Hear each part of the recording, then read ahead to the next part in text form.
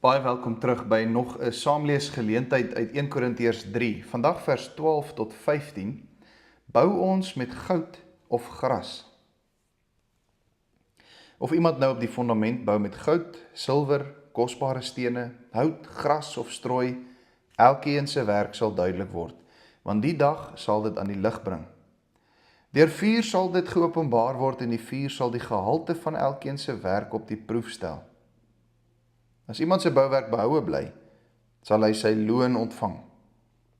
As iemand sy werk verbrand word, sal hy skade ly, hoewel hy self gered sal word, maar soos deur vuur heen.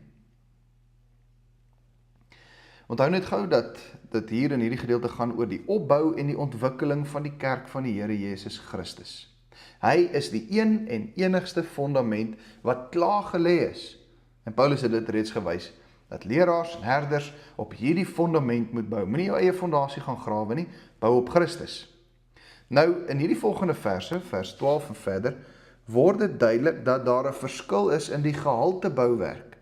Dat almal se bouwerk nie dieselfde is nie. En Paulus se skopus verbreed, sy fokus verbreed ook. Hy verwys nie hier na spesifieke leraars of herders nie, maar hy sê, as iemand bou. Jy sien, dit gaan weier hier, dit betrek die Christelike kerk in sy geheel, dit gaan baie breër. Nou tref die apostel Paulus 'n onderskeid tussen duursame materiaal, sou ons kon sê aan die een kant, duursame boumateriaal, en aan die ander kant sou ons kon sê nuttelose, of 'n ander woord is miskien kostelose boumateriaal. So duursame materiaal is goud, silwer, kosbare stene. Dit is dinge wat kan staan, die toets van die tye kan deurstaan, dit is dinge wat behoue bly. Aan die ander kant het jy die nuttelose, kostelose materiaal, hout, gras, strooi. Dis die twee kategorieë wat hy hier vir ons gee. En dis die verskil in die tipe boumateriaal, die tipe bouwerk wat jy kry, sê Paulus, in die Christelike kerk. Nou hier is nie net 'n mooi beeld wat die apostel gebruik nie, hy verwys hier terug na Maleagi hoofstuk 3. Daar is die profeet besig om te praat van die suiweringsvuur van die Here. En daai selfde gedagte kom nou oor hier in 1 Korintiërs 3. Die apostel Paulus echo die taal van die profeet Maleagi. Nou is die belangrike vraag vir ons natuurlik, hoe kan ek bou met goud? Wat is die goud, die silwer, die kosbare stene? Wat is die duursame materiaal waarmee ons moet bou? Ons wil tog sekerlik as Christene nie bou met die nuttelose materiaal nie.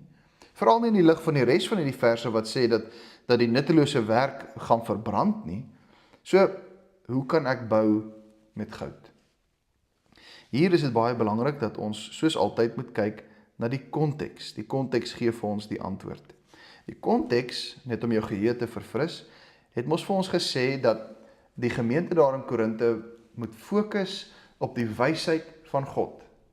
Nie vleeslike, menslike, wêreldse wysheid nie. Moenie gaan staan en stories vertel op grond van dinge wat mense goed en wys en slim vind nie, maar gaan bou op die fondasie wat reeds gelê is. Christus verkondig sy evangelie.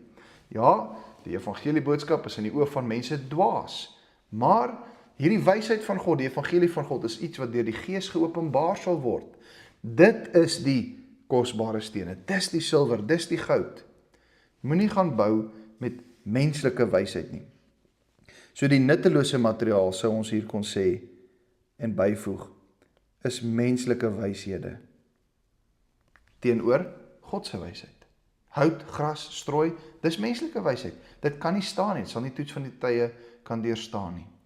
Nou ek het hier vir ons net 'n lysie gemaak van die dinge wat ons nou al reeds in hierdie verse gesien het en wat ons nog gaan sien met betrekking tot ons Christelike werk.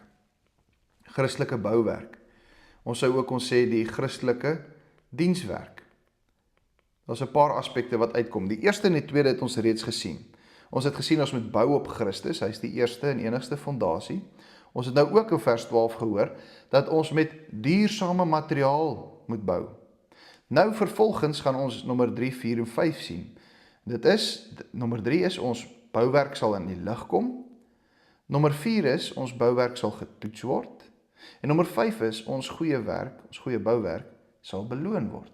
So kom ons kyk gou-gou na vers 3, althans nommer 3, vers 13. Die apostel Paulus sê, elkeen se werk sal duidelik word. Kan jy sien?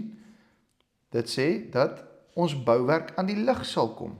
Dit gaan bekend maak op daardie dag van die Here Jesus Christus. Die wederkoms van die Here Jesus Christus is die dag van openbaring. Dis die dag waar ons werk oopgemaak gaan word, die dag waar ons gewetens oopgemaak gaan word. Dis die dag waar alles duidelik gaan word. In ander woorde, op daardie dag van die Here Jesus Christus gaan dit geopenbaar word, gaan dit duidelik word met watter intensie, met watter motiewe, vir watter redes ons die dinge gedoen het wat ons gedoen het. So die Here gaan, soos met 'n skerp soeklig in die veld, gaan hy skyn en op ons werke ingaan, en dit gaan oopgemaak word. Die motiewe daarachter, die redes daarvoor, dit wat ons gedoen het, hoekom ons dit gedoen het, al daardie dinge gaan uitkom. Die Here gaan dan die dinge wat in liefde, met geloof, in Christus gedoen is, daardie dinge sal bly staan, maar die res sal wegbrand. In ander woorde, die dinge wat berus op God se wysheid, sal die toets van die vuur van Christus deurstaan. Maar die dinge wat berus op menslike wysheid, sal nie Christus se toetsvuur deurstaan nie, dit sal wegbrand. Miskien kan jy onthou hoe die Notre Dame kathedraal gebrand het in 2019. Dit was 'n verskriklike vuur. 'n Groot skade was verrig aan die houtplafon, en die toring van die kathedraal was heeltemal verwoes. En tog was daar groot dele van die plafon wat uit klip gemaak is, wat nie skade gelei het nie. Eintlik het die steenplafon tot 'n groot mate verhoed dat die hele struktuur ineentuimel. Nou dis maar 'n beeld om vir ons te verduidelik. Op daardie dag van die Here se wederkoms sal hy ook ons werke toets, net soos daardie kathedraal. Hy sal die vuur deur ons werke stuur, en die menslike wyshede en pogings wat ons so sorgeloos en kosteloos aangewend het, sal wegbrand. Maar die evangelie en ons verkondiging van God se wysheid sal soos steen, soos goud, silwer, kosbare stene, dit sal staan, dit sal die vuur deurstaan. Die goeie bouwerk wat oorbly nadat die Here se suiweringsvuur gebrand het, sal nie net bly staan nie, ons sal daarvoor beloon word. So ons het nou in vers 13 gehoor dat ons werk aan die lig sal kom, en ons het vierdens ook gehoor dat dit getoets gaan word. In ander woorde, dit gaan op die proef gestel word. Ons gaan uitvind, die Here Jesus Christus gaan duidelik maak, dit gaan geopenbaar word, of dit duursame werk was, of swak werk, nuttelose werk, was dit sorgeloos. Maar nou in vers 14 kom dan hierdie 5de aspek waarna ons kyk, die 5de aspek van ons Christelike dienswerk. En dis die feit dat ons goeie bouwerk beloon sal word.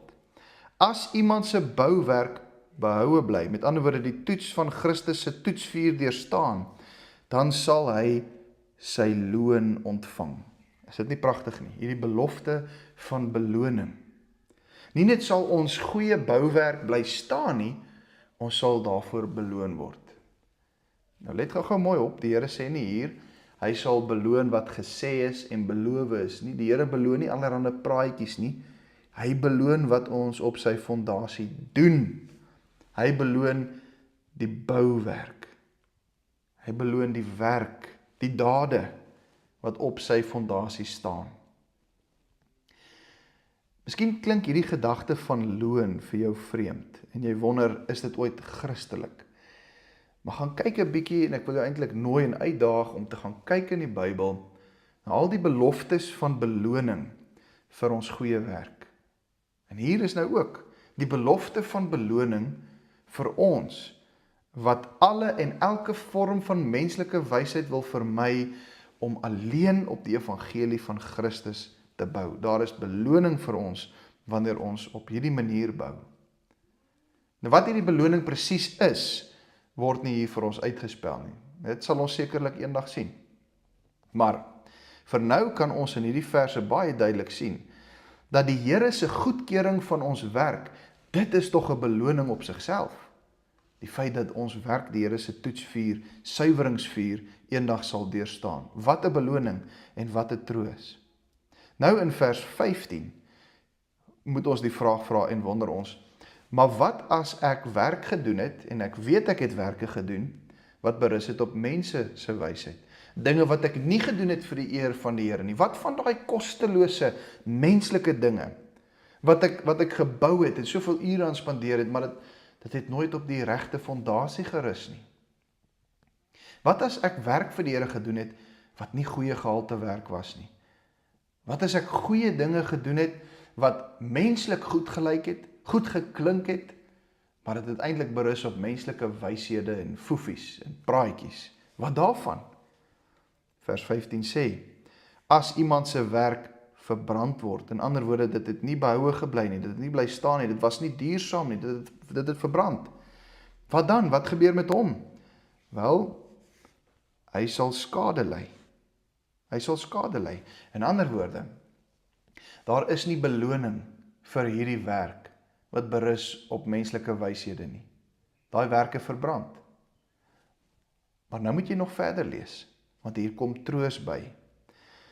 Hoewel, in ander woorde, jy wat 'n Christen is, wat met kostelose werk sorgeloos gebou het op jou eie fondasie, daai werk sal verbrand word, hoewel jy self gered sal word.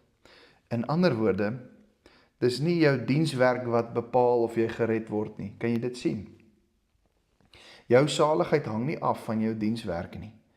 Wat die apostel hier sê is, jy sal gered word, al het jy slegte werk gedoen, jy gaan skade ly, maar jy sal gered word soos deur vuur heen op daardie oordeelsdag van die Here, want dis nie die werke wat jy doen wat jou red nie. Maar dit is deur die geloof in Christus alleen, deur genade alleen. Hierdie sake staan vir ons vas in die res van die skrif. En dit sien ons hier ook baie duidelik. Die hartseer dis, as jy bou op 'n ander fondasie, in jou eie menslike wysheid, is daar geen beloning vir jou arbeid nie. Jy sal die ewige lewe hê, maar jy het geen beloning vir jou arbeid nie. Jou arbeid berus nie op God se wysheid nie, nie op die fondasie van Christus nie, en daarom sal dit verbrand word. Kom ons bid saam. Here, daar's so baie dinge wat ons doen, omdat dit vanuit 'n menslike perspektief goed en wys lyk. Ons bou so gereeld met gras en strooi, vergewe ons asseblief daarvoor. Help ons om te bou met goud en silwer, met die wysheid wat van U afkom, met U evangelie, en op U evangelie. Help ons om te bou met duursame materiaal, wat eendag die toets van die oordeelsdag sal deurstaan. Dankie Here dat ons 'n beloning van U mag verwag. Amen.